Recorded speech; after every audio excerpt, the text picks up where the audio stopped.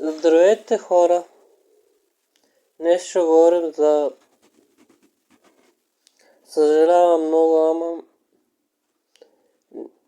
Ние много финанси имаме и така нататък. Причините са... Значи причините са... Тука... Майка ми не е добре, на мене майка ми не е добре и не дава пари.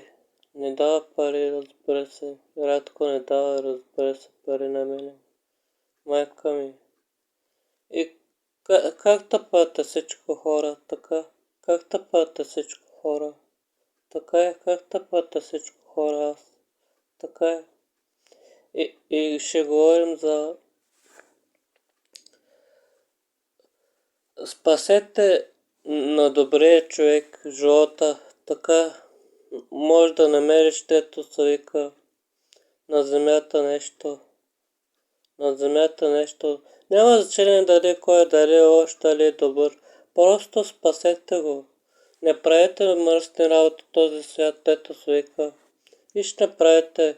Вие сте свободни, аз вас не ми оставам, обаче вие сте свободни. Наистина вие сте свободни сега тука. Каквото искате правите, аз не съм, така че Господ ще гърждава вас.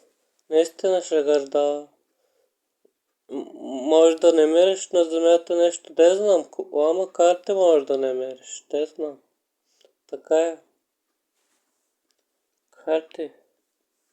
Карте може да не мериш някъде, да. Ами, хора, викам се крайно време да получи войната насякъде, крайно вече да получи тази война. Някой да го спре тази война, викам се аз. Някой да го спре тази война, викам се аз. Да, хора, викам си го. Викам да спре някой добър човек тази война. Така е. Да спре. Да спре, наистина да спре. Хора. Да спре. И рядко пари пращайте на добрите хора, да. Няма значение дали кой е, просто пращате пари. Пари пращате. Към 50 лева, извинете. 50 лева някъде пращате. Да.